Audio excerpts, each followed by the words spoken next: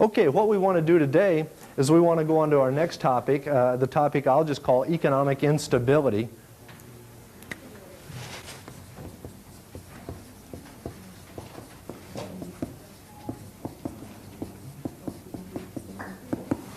We're interested in the subject of the economy not performing up to, basically not performing up to par, not performing up to standards. Okay? Let me remind you of something that we did last time.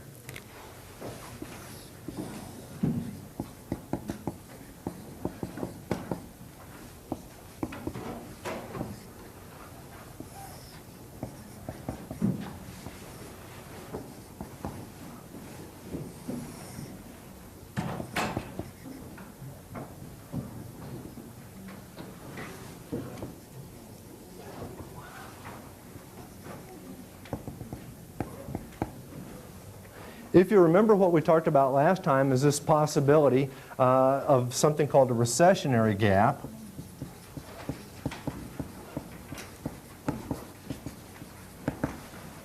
When the economy is in a recessionary gap, it reaches an equilibrium. I forgot to label this short-run aggregate supply. It reaches an equilibrium at the intersection between aggregate demand and short-run aggregate supply. That is the equilibrium the economy reaches. A level of real gross domestic product is determined at that point, and I've labeled that here Q1. And the reason we call it a recessionary gap is the equilibrium level of GDP falls below natural real GDP. And if you remember this, natural real GDP, that's the one that's associated with full employment. Or if you like, an unemployment rate of, what did I say, like 4.5 to 5 to 5.5%. Someplace in that neighborhood. Okay, so when the unemployment rate is only 4.5 to 5%, most everybody's working, and the amount of production that occurs is natural real GDP. And so what we have is this situation where if everybody had a job that wants a job, we would be producing QN as real GDP, but we are only producing a smaller amount, Q1. And that we call a recessionary gap. Okay? So there's the problem, that recessionary gap. That's the problem of economic instability that we want to talk about now in this unit of material.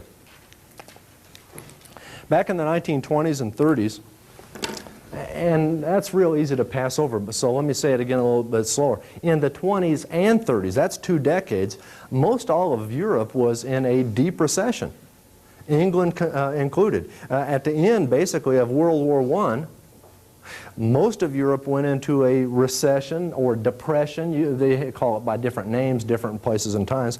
But and that's in the early 1920s.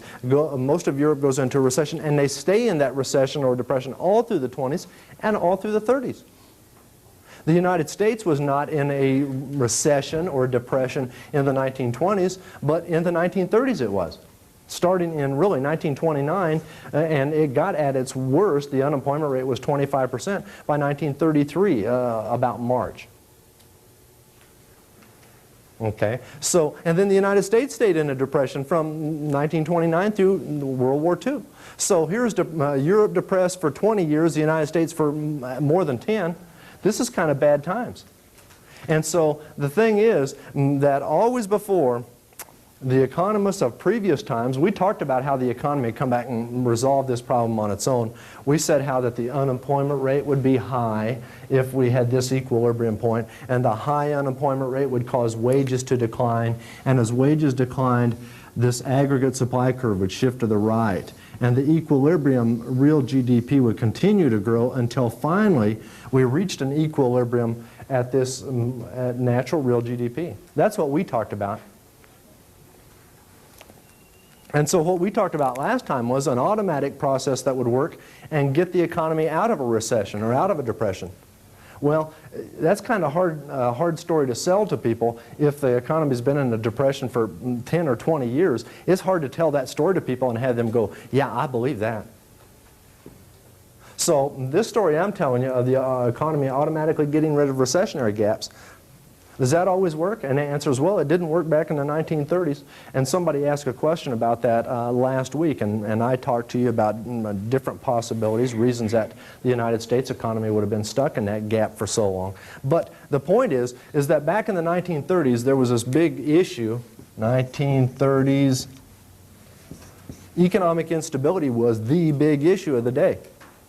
Because so much of the world, and I don't mean to say, less developed parts of the world, because they were not doing very well to begin with, but I'm saying the industrialized world, the United States, Canada, Europe, and so forth, throughout the industrialized world, depression was the story. And those people who were living through that depression, they didn't buy into this story that some economists of the time told, which is, oh, this problem will solve itself. They said, well, how long are we supposed to wait for this to solve itself? There were some classical economists, and I don't think I've used that term before. Classical economists had told this story. The economy will solve its problems. You cannot have a recession that will continue on and on. Let me give you a couple, three names here. How about Adam Smith? Another one, a guy named Jean-Baptiste Say. Another one, Alfred Marshall. And there were many others, but Adam Smith was about 200 years ago. Say maybe 150 years ago, Marshall 100 years ago. What I'm trying to do is pick sort of a wide range of time here. These were classical economists over a long period of time. They are the ones who believed that the economy could solve its own problems, depression-type problems. Here's what they would say, and I just told you a moment ago, but they'd say, oh, if what we have is a recessionary gap, then that means that there's a lot of unemployment rate, so wages will go down. And if there's any kind of a surplus in any market, the price or the wage will go down and it will clear that market. This is really microeconomics.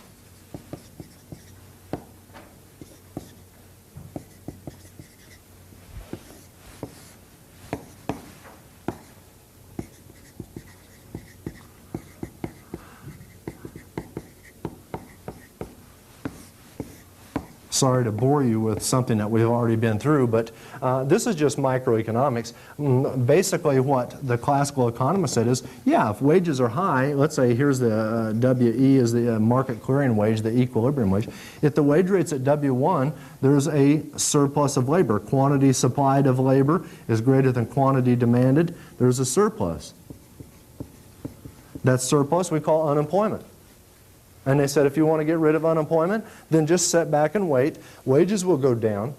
And when wages go down, the surplus is eliminated. There's an equilibrium restored. The market clears. Everybody who wants a job has a job.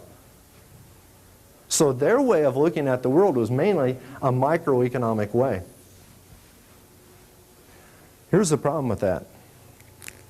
We've already used this term before. Let me jot it up here to remind you. Fallacy of composition. The fallacy of composition says, hey, you cannot just automatically think, I understand the individual parts of the economy, and then just put it all together and say, since I understand the parts of the economy, I understand the whole economy. The fallacy of composition says, you may understand the parts but not understand the whole, or you may understand the whole and not the parts. And so what we would say now, looking back at the classical economists, is maybe they looked at the world through microeconomic lenses and didn't understand the macro part of the economy. And that's for sure what some critics said, and we'll get to the critics in just a moment, but that's for sure what critics said about the classical economists. They just don't get it. They tell us that if there's a surplus of labor or goods, but they, the classical economists, they say if there's a surplus, the surplus will just go away automatically. Well, here we are. We've been living in a depression for 10 or 20 years, and it didn't go away automatically. When are we going to drop that theory?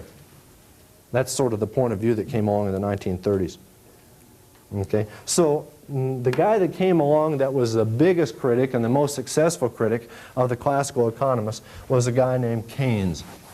Let me write that down. John Maynard Keynes. It looks like it's Keynes or something like that, but it's like Keynes, K-A-I-N-Z. Keynes. That's a funny spelling, isn't it? I'm saying it's pronounced like, you know, like this, I've spelled out here, Keynes. I don't know anybody with a name like that, but anyway, it's not Keynes or, you know, funny things that you may, when you're, I know what you'll be doing is you'll be sitting around just thinking about this stuff after a while, and then you'll say, how did I pronounce that guy's name? Keynes. Anyway, this guy named Keynes was a British economist. He lived, and this is sort of my best recollection, 1887 through 1946. I'll put a question mark out there. The specific dates are not important, but this is very close to the day or the year he was born and the year he died. And this Keynes was a very famous economist, not only in Britain, but he had a lot of fame around the world. He did quite a few things that were notable. He was sort of a big guy at Cambridge University in England. He edited a lot of economic journals. He wrote a major book which was critical of the classical economists and changed macroeconomics. He wrote that book in 1936.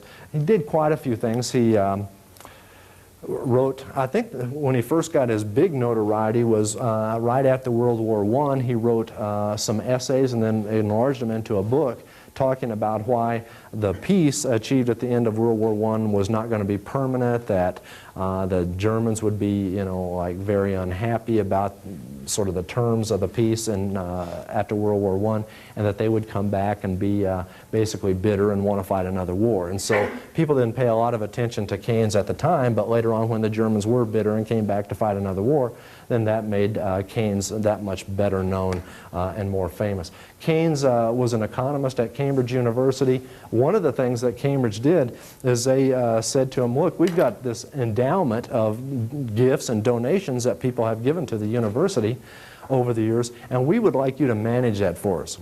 Keynes was a stock market investor and managed his own money, and they said, since you're managing your own money, well then it wouldn't be a big deal maybe for you to just go ahead and manage some of the university's money. And so he did that and made several $1 million for himself, or pounds, and several £1 million for the university. At the end of World War II, Keynes was Britain's representative to come to Bretton Woods, New Hampshire. It'll be a while later on in the semester before we come back to this subject, so I'll just kind of jot this down. Bretton Woods, New Hampshire, I believe. And so he came, Keynes was Britain's representative to these Bretton Woods meetings, and what the Bretton Woods meetings were all about was basically setting up the world financial order after World War II was over. And that's when the International Monetary Fund was started. International Monetary Fund.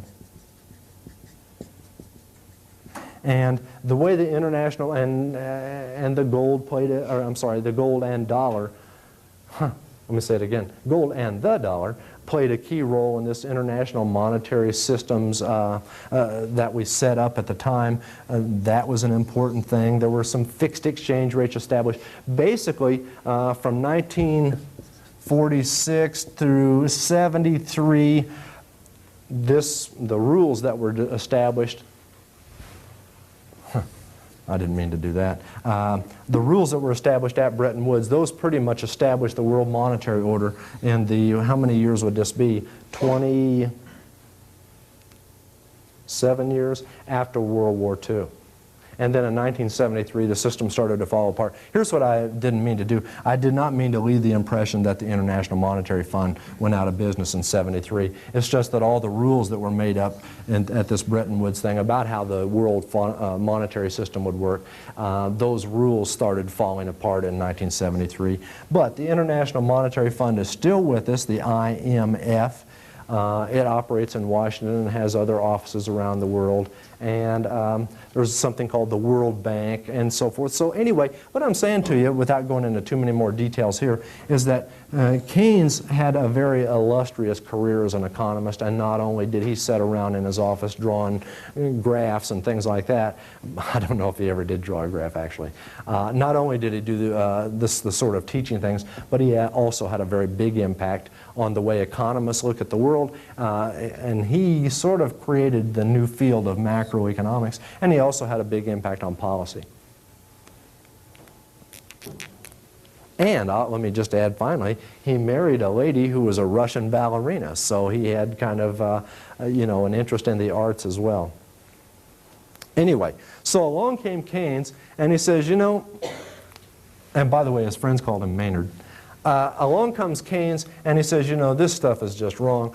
Number one, wages won't go down. So if you have a situation where there's a surplus of labor, and by the way, what would create this situation? Initially, there's no surplus of labor, but then there's a drop in spending, a drop in demand. And so when the demand for goods goes down, there's a decreased demand for labor. Maybe the original demand for labor was out here and we had full employment, and then demand for labor went down. So now we have a surplus of labor, and the classical economist said, oh, no problem, this will solve itself. And Keynes said, no, it will not solve itself.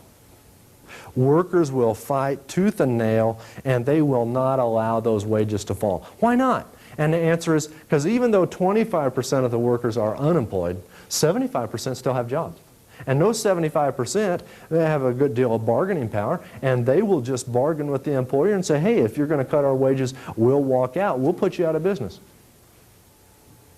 Call a strike. And so the thing is, Keynes is saying, is that wages will not fall. Employers do not have the ability to lower wages. And that being the case, we're not going to get rid of this surplus labor.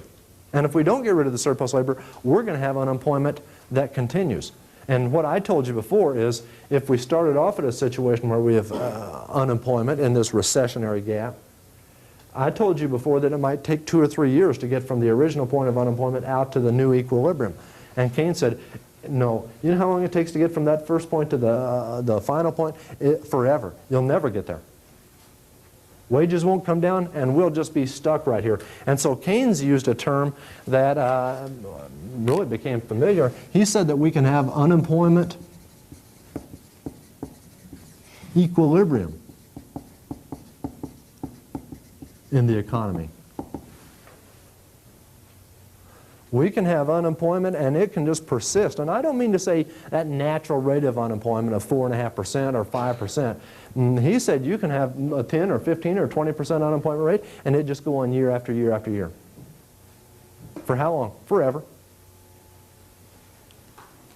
This is a permanent recession he's talking about. The classical economists did not believe in anything like that.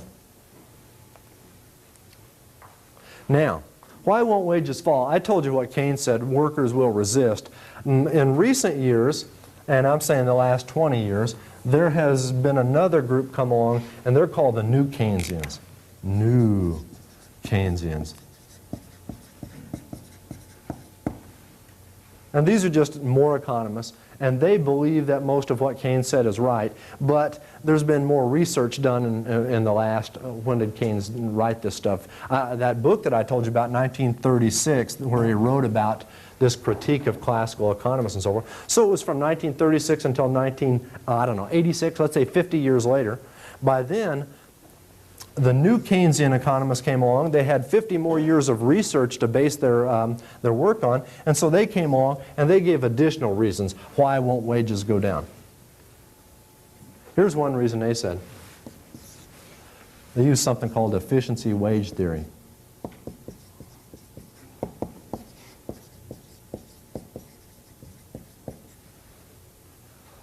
And remember what we're trying to understand. We've got a wage that's high. It needs to fall in order for unemployment to be eliminated. And now the new Keynesians are going to explain why wages will not fall. They will not fall because, here it is. They said, you know, if employers will pay their workers above equilibrium, as this is, then they have their choice of employees from throughout the economy.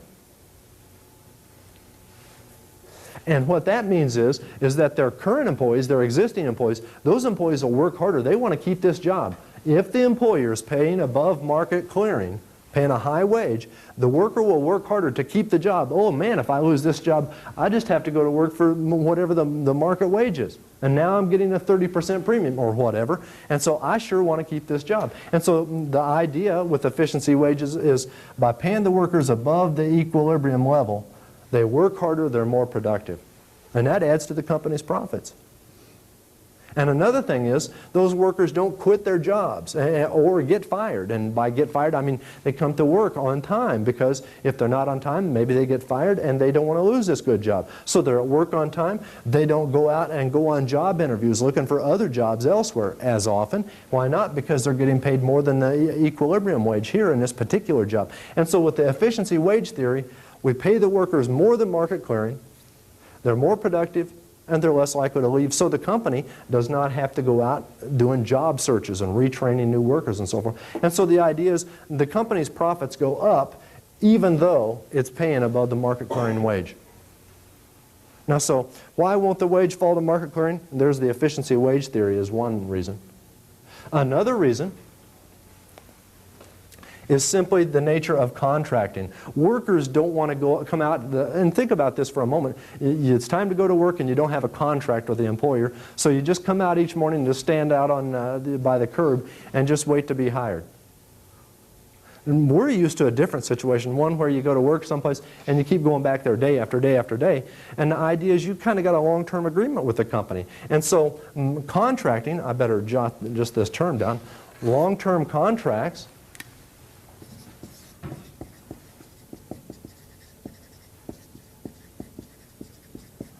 both the employees and the employers, the companies, like long-term contracts. The company's thinking this: hey, if I sign contracts with my employees, then they're going to keep on showing up day after day after day. I don't have to go out searching for workers. And by signing a long-term contract, we can lock in the wage rate, so I know what my costs are going to be going forward. I can plan. And for the employees, it's kind of the same. I don't have to go out and just stand on the curb and hope I get hired that day. I know where I'm going to go tomorrow. You know, when I lay my head down to sleep tonight, I know where I'm going to work tomorrow because I've got a job. And that's my job, and I'll be there for the rest of the year, the rest of the 3 years or whatever, so I've got a long-term arrangement. Sometimes these contracts aren't necessarily written out, but that's the understanding is you keep coming back every day. And you get paid a certain amount, which we lock into place. And so when you lay your head down on the pillow at night, you don't think, oh, I wonder what I'll be paid tomorrow. You know what you'll be paid tomorrow. You're getting paid $9 an hour, and for the last 6 months, you're going to get paid $9 an hour tomorrow. And so the idea here is that long-term contracts prevent wages from being flexible. If the wage rate is above market clearing, and the contract says, well, that's where it's supposed to be, then that's where it stays. Too bad. And so the new Keynesians, I should say, they came along and they added this idea of the long-term contract with both the employees and the employers. They added the idea of the efficiency wage theory, which, as I say, lowers costs of replacing workers, increases productivity of workers. These two things, that says workers or employers will not lower wages either.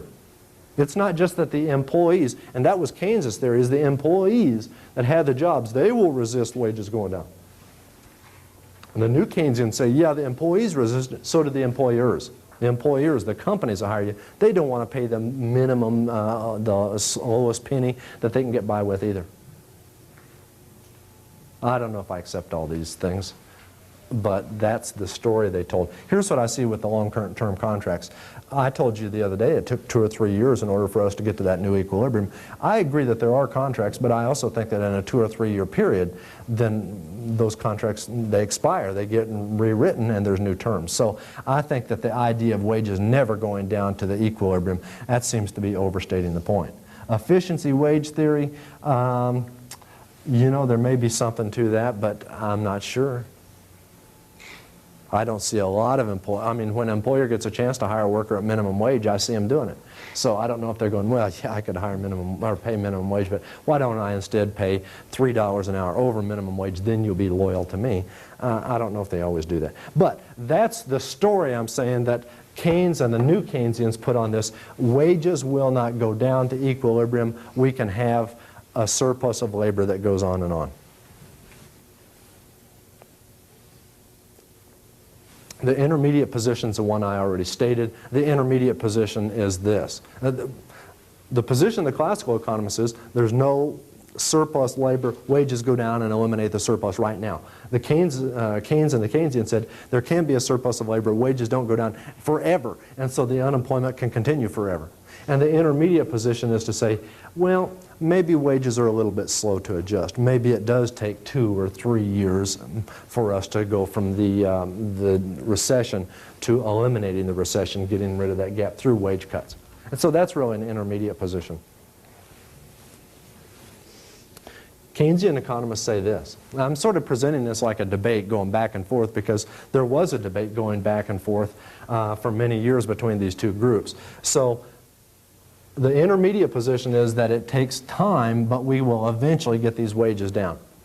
And so what do the Keynesians say about that? They say, well, it takes so much time that it's not worth waiting. This period to go from having a surplus of labor and getting down to an equilibrium in the labor market, that just takes years and years. We can't afford to wait. And so they say the economy is not really self-correcting.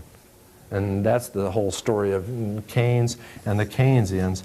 They say the economy is not self-correcting.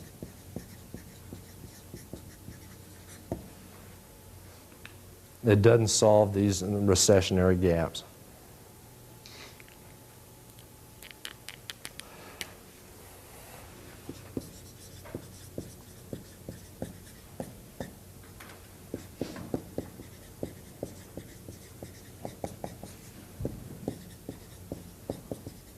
And let me write down another term here. The economy is not self-correcting. The economy is inherently unstable. That was their story. Hey, let's face it. This economy is just going to fall apart every once in a while. And maybe it'll stay in that bad position for many years to come. The economy just isn't going to be able to solve its own problems. So there's the debate. You had the classical economists. They saw the economy correcting its own problems. They thought the economy was stable, inherently stable, and the Keynesians said no. What do these Keynesians want? Keynes and the Keynesians. Keynes was, of course, the leader of the pack, but then the Keynesians were his followers. What do they want? They advocate strong government policies to fix the economy. Let me not say fix, let me say stabilize the economy.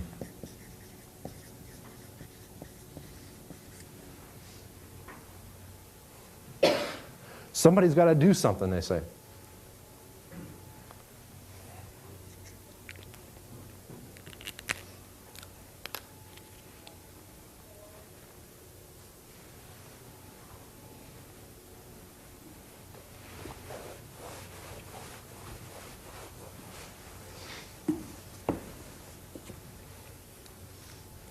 And the classical economists, they come along and they say, well, let me tell you something.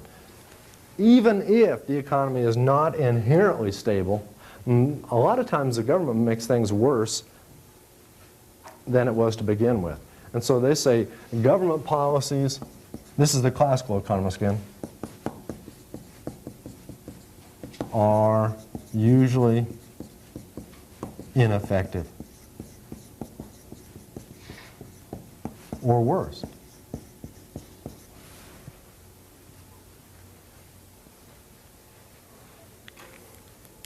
So the classical economists said, well, yeah, we are in this long-term kind of problem, but we still think the economy can work its way out of it. It just takes longer than we thought it was going to.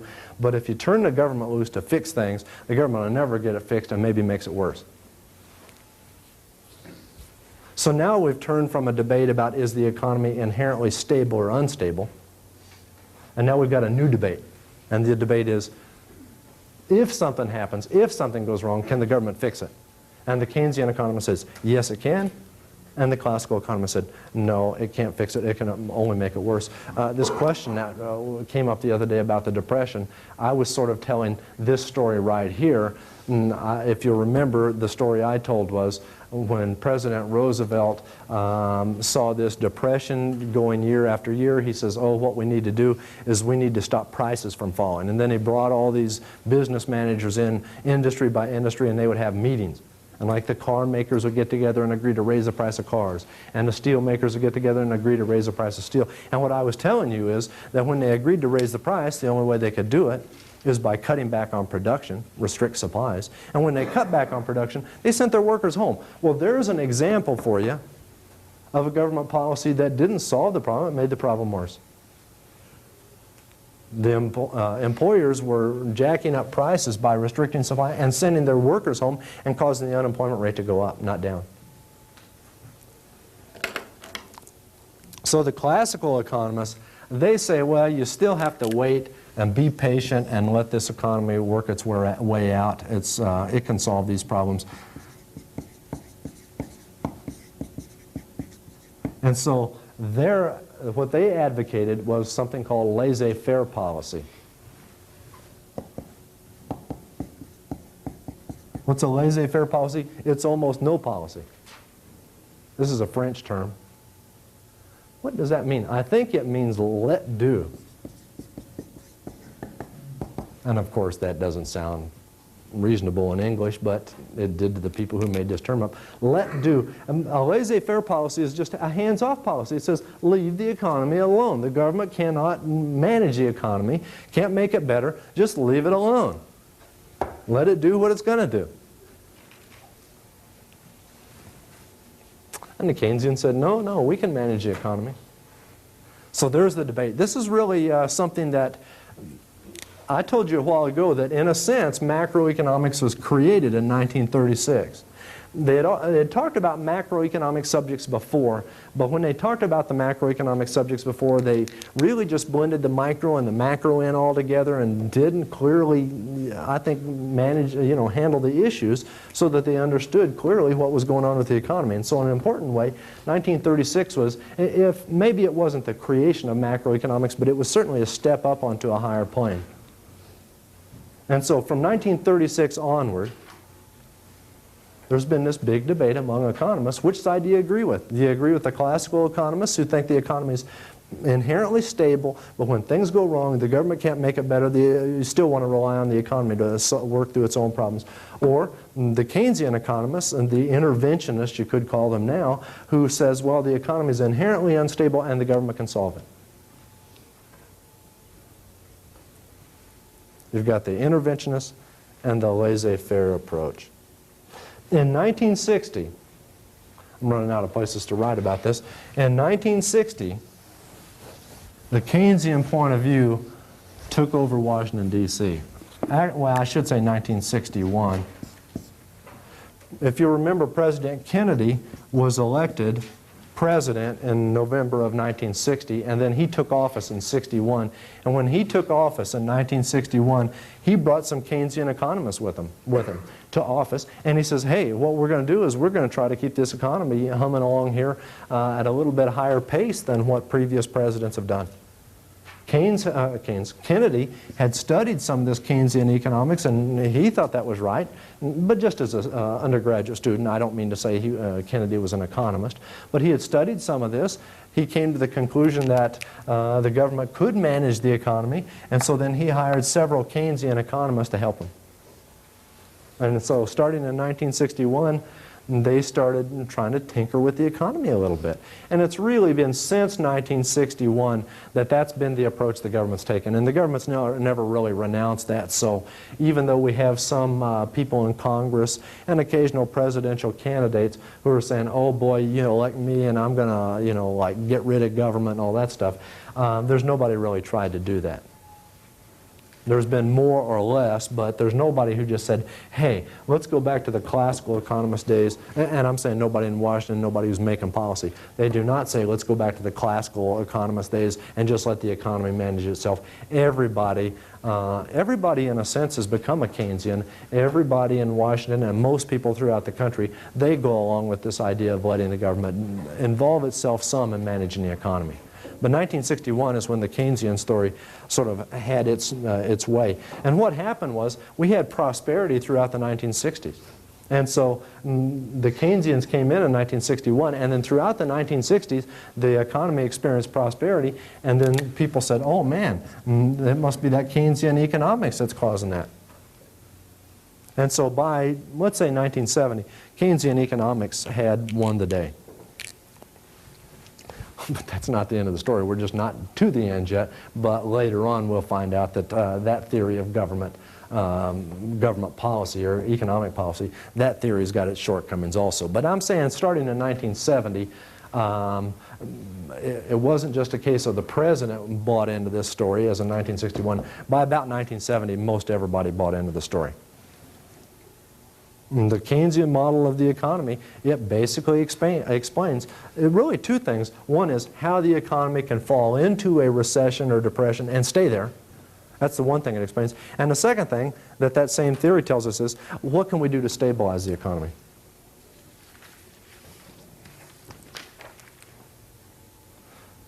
Let me go back. Keynes said that the way things were triggered, the way things got started, is there was a drop in total spending in the economy. And it was the drop in spending. We've used the term aggregate demand. He did not use that term, but later on we will talk more about the terminology.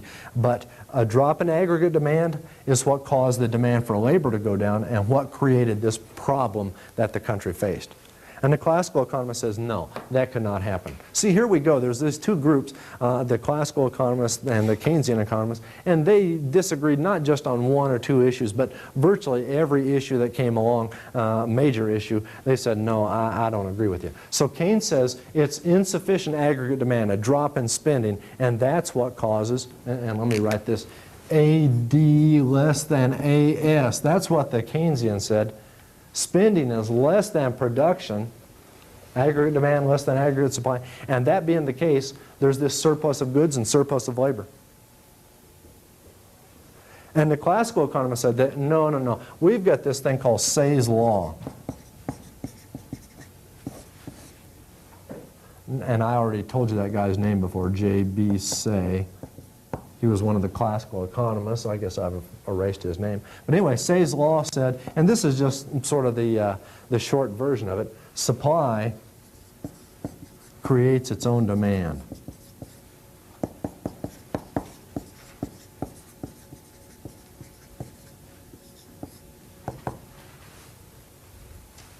And so they were kind of disputing this idea of the Keynesian idea. Is aggregate demand less than aggregate supply? And they say, no, it can't be. Supply creates its own demand. Meaning what?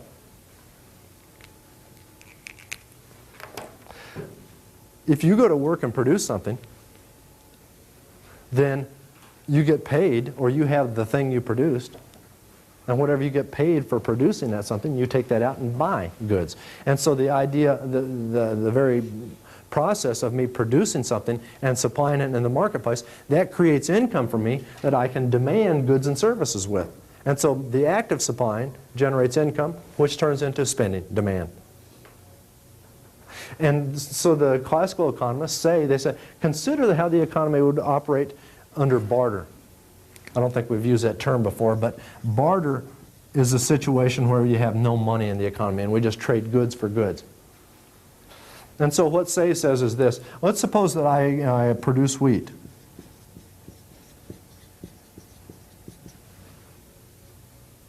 Now, some of that wheat I'm going to use, but the rest of that wheat I'm going to sell it, or trade it actually, for lumber.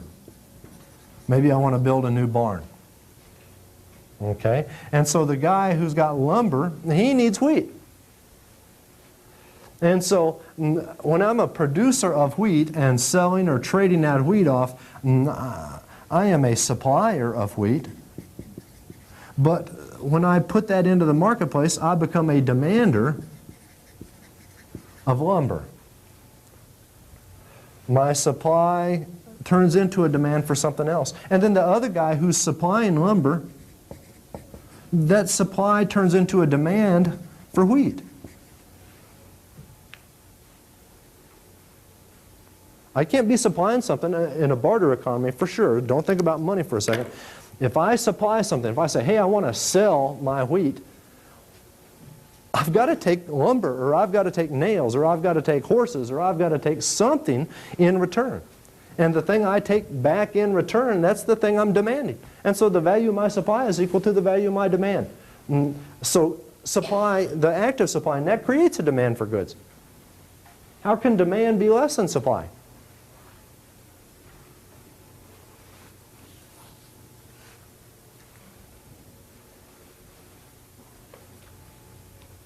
And then the classical economists said, well, I'm sorry, the Keynesian economists, they said, yeah, but we're not in a barter economy. We're in a money economy. And with a money economy, here's what could happen. I've got wheat for sale. You've got lumber for sale. I could sell you my wheat. You pay me money. And then I might not use that money to buy your lumber. I might just take that money and put it in my pocket, or put it in a can, or put it in a safe deposit box someplace, and the money just sits there. And so my act of supplying something, I got paid, but I didn't demand right then. I've got money. I can later on buy something, but right now I'm not demanding. I supplied, I got paid, I took the money, I parked it. And so the Keynesian economist said, supply doesn't create its own demand, not automatically. And since it doesn't automatically, you can have a situation where supply is greater than demand. And the example I gave, where I sell something, I get paid money, I park the money, it's not demanding anything. By the way, we had that circular flow a couple weeks back about the economy. We would call this a leakage, where somebody's taking dollars out of the circular flow, some dollars of spending. It doesn't get spent. So if I park that, and this is the Keynesian argument against Say's law, is that in a money economy, a person supplies, they get paid, and they don't demand. And so now we've got demand less than supply. So what did classical economists say? Just, oh, well, you caught us on that. No, what they said is this.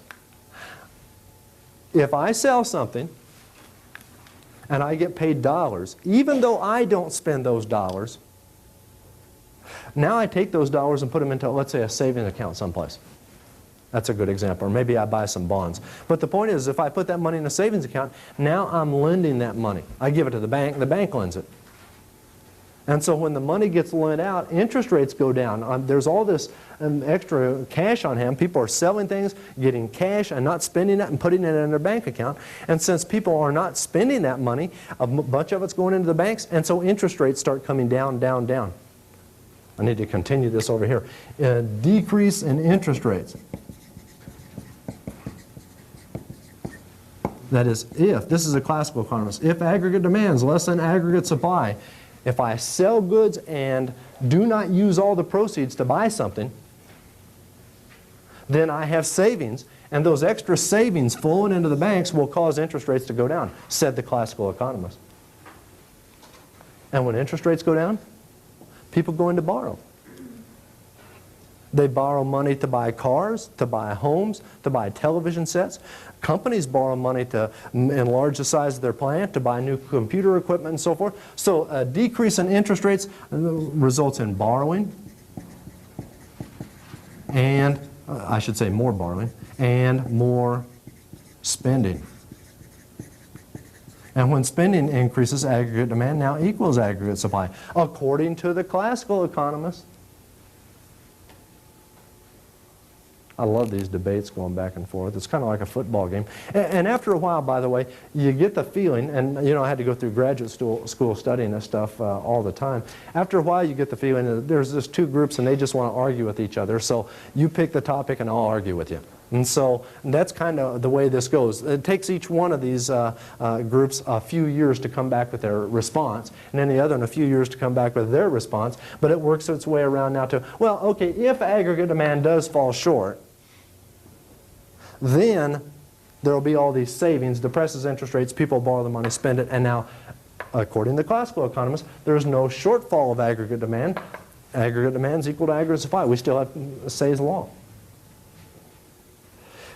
And then along comes the Keynesians, and they said, you have assumed, incorrectly, they said, that interest rates will go down if we have this insufficient spending. Interest rates will go down, and that'll stimulate all this borrowing. And they said, number one, maybe interest rates will not go down. I told you earlier on, the Keynesians are saying this, we told you earlier on that wages won't go down if there's a surplus of labor, and I'm telling you that interest rates won't necessarily go down if there's a surplus of savings. And if interest rates don't go down, then it doesn't stimulate all this spending, and we don't close the gap. So the Keynesians said, not only do we have inflexible wages, we have inflexible prices, we have inflexible interest rates. Markets are not going to clear. So that's kind of, and I'll stop with the debate at that point, but that's kind of what leads up to all this theory that we're going to go into next time. We're going to present the Keynesian model of the economy, and the Keynesian model of the economy is going to be their particular way of looking at issues when wages and prices and interest rates are not flexible and do not adjust down to always clear the market. I guess that'll be the end for the day. We'll pick up next time. So long.